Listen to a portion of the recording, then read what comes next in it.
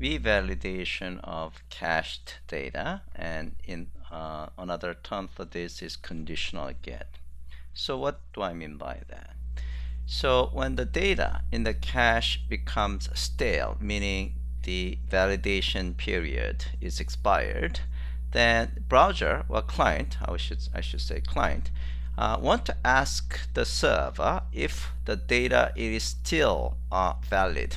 So if the data happen to be, let's say, 1 million bytes, you want to make sure, even though the validation period expires, you ask the server if the data it has is still valid. If that's the case, there is no need to ask for the 1 megabyte of data from the server. So there are two schemes for validation. So you could use a last modified response header or ETAG, or you can use both together. Okay. So let's talk about the last modified response header scheme. So these are the sequence of validation using last modified. The first, the response contains the last modified with a specific time. So it, with a timestamp. So what that means is that the last modified time of this response data is this point in time, May 25, May 20th of 25, 9:45 Eastern time or something like that. And then client will store the timestamp. So client will store this timestamp somewhere with the cached response data. And after the max age directive time, so in this case it's set to 500 seconds. So in this case, after 500 seconds, client wants to revalidate if the cache data it is holding is still valid, okay, by sending this request. So it will send the request, this is URL, and then it contains if modified since request header with the timestamp that it received before. It's basically asking the server if the data has been changed since this time. That makes sense, right? It's pretty straightforward. Okay. Then the server basically says, server will check whether the data has been in fact changed or not. If data has not been changed, it will just return 304. So 304 means not modified. And obviously it will not return data, and it will also update cache control and things like that. Okay, so that is how last modified the response header with the initial interaction with the server is being used. Okay, so server sent back last modified with the timestamp, and then client can use that timestamp to check whether the server has changed. If the data has been changed since that timestamp. Okay, pretty straightforward. The next scheme is called the ETAG. It's using ETAG for revalidation. So it's using ETAG to check whether data has been changed. It's actually using hash. So this is how things work using ETAG. So client will send the resource request to the server application. Server application will compute the hash value from that resource. So if you're asking customer number 1, the server application will compute hash value from server customer number 1. Then it will send back ETAG with that hash value in the response header. So ETAG response header will contain this hash value. So the client then caches the response with this hash value that is returned from the server, from the application. And for subsequent request, when the validation period has been the validation period expires, then client will send the request with if non-match MD5. Okay, so basically the server application then recomputes the hash from the same resource, and if they match, that means nothing has been changed on that resource, right? And if that's the case, it will send back 304 not modified response, and response body should be empty. And then client will use the response from the client cache. So instead of using timestamp in the e-tag scheme, you're using hash. Hash is being used to check whether something has been changed or not. Okay. As I said, you can use expired, last modified, and e-tag together. Okay, so those are the schemes. So this is the screen capture, the first interaction with the server. So first interaction with the server, server will send back. So this is a response header. The server will send back hash value in e-tag response header. So on the bottom here. And so this is the first response from the server for that resource. Okay, and this value will be maintained by the client. Okay, now subsequent request and response, the client will actually send back that hash value in if non-match request header.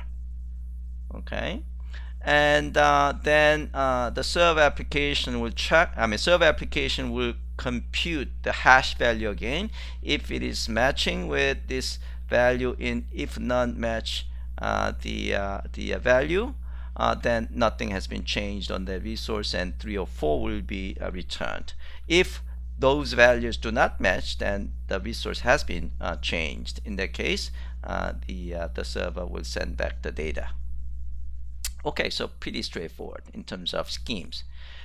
Okay, so now how we are going to actually implement this entity tag or e-tag scheme. Okay, so JAX-RS provides entity tag class for creating e-tag header, just like it has cache control class for creating cache control response header, right? So these are entity tag class, and you can create entity tag with the value, and this is the hash value, right? And then it will create the e-tag response header, and you can also specify what is called the weakness, and I'll talk about that here. And you can actually get the value of that the string, and you actually get the value of string value. So you provide a string value and you get the e-tag entity tag object. Now e-tag has strong and weak flavor. So strong e-tag could change. It should change whenever any bit of the resources representation changes, while the weak e-tag changes only on semantically significant change. So this is actually completely up to you which one that you want to use. If you set the weak to, if you actually set this true, that means you're using weak e-tag scheme. Okay, so what that means is that it's not going to actually send back the indication it doesn't match just because a bit has changed. If you choose a strong e-tag, that means every single bit will be counted, and if it is different, and it is considered that the resource has been changed. Okay, so that's one thing. So entity tag class is provided by JAX-RS. Okay, now how does the server actually check whether the values are in fact matching or not? Obviously there has to be some utility class for checking it as well. So JAX-RS actually provides what is called the request, injectable request object. This will be injected, and this request object has what is called the evaluate preconditions method. Okay, and if it returns non-null, then the data has not been changed.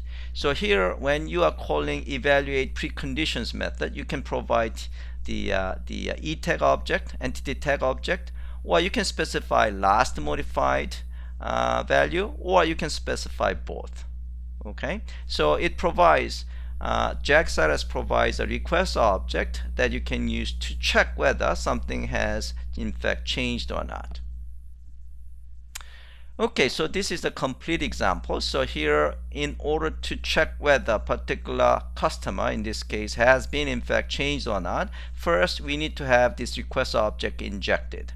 Okay, so using @context annotation, we get this request object injected. Okay, so now what we do is we are going to actually recompute. I mean, the server application will recompute this hash. So this custom object is this custom object.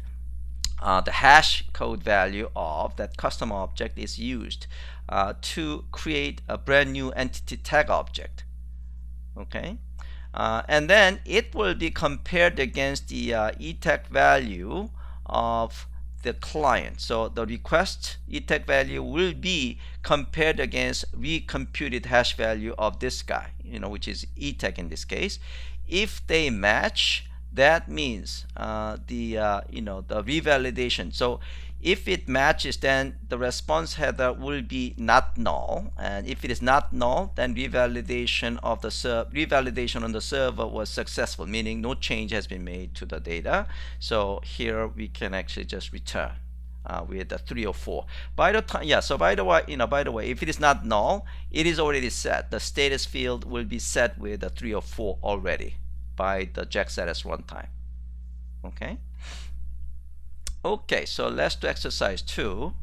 So here we are going to use etag.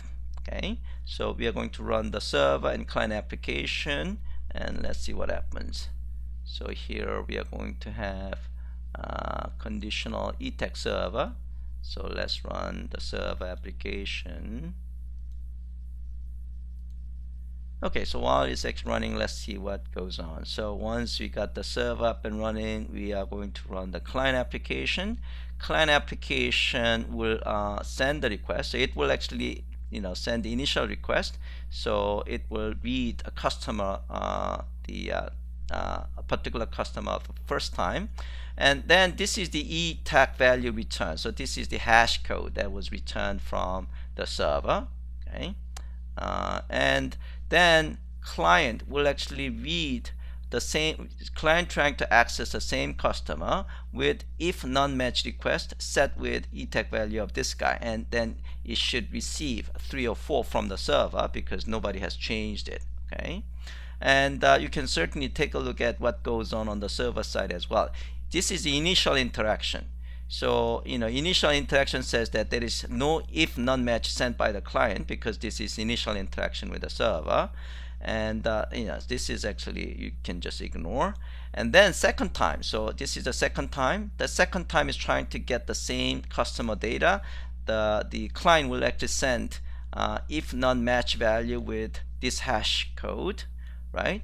So this hash code, so server will receive the this hash code in if non-match request header, and then it will recompute the hash value of the customer object in question, and then if they matches, then it will just return 3 or 4, and that's what the client has received.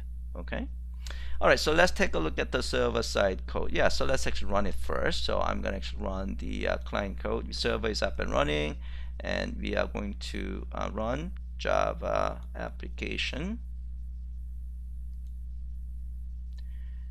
Okay, so that's what you are. This is a client side. The client side, the first time it talks to the server, it received this etag hash value, and then it's going to use that etag hash value set with if non-match request header, and it received 3 or 4. And if you take a look at the server side console, so I'm going to actually take a look at the server side console here, Tomcat. You can see this is initial get, and this is the second time. It's actually second get. Okay, so obviously this is the request, the header, if non-match request header, and then it matches, so it will return 3 or 4. Okay, so I'm going to just use the this lab documentation here. So here we are receiving the if non-match request header, so we are using header param annotation, and we specify this is the request header that we like to capture as a string if non-match. And we also actually have a request object which we are going to use to check the whether that match the hashes are matching or not. Okay, now we are going to actually recompute the hash value from the customer object. So basically customer object is something that we get from customer DB, and so this is the customer object in question. Okay. So first of all, we do is this, we check whether if none match is null or not. If it is not null, then we are just displaying it, and if it is null, then we just say if no if none match sent by the clients. So if you take a look at the client side console, the client side console,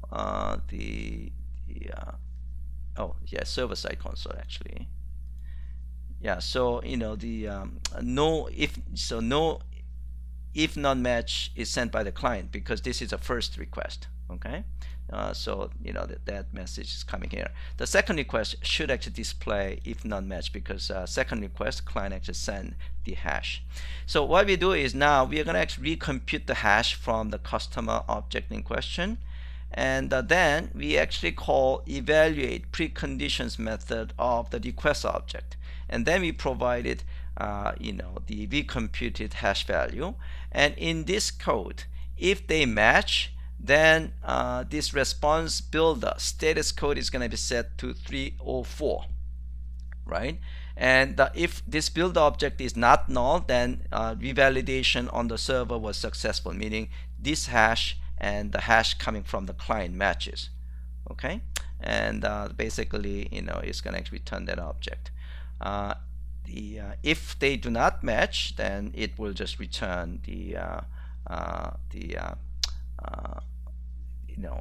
data. Okay. All right. So client-side code is first it actually send the request. So we create the client object, we create a web target object, and then we call the get request. We actually invoke a get request, and then we actually call get entity tag method of the response. Okay, so response is received, we get the entity tag method. So we got the entity tag, and basically we are just sending the next, we are basically sending e tag. All right, so that's how it works. So for your exercise, I want you to actually modify the get method of open order resource of the server to handle conditional again. For an experimentation, so we are going to change maybe on the client side. We are going to, let's say, instead of actually sending this e tag, I'm going to just we'll just create the maybe brand new e tag. Let's see, new entity tag, new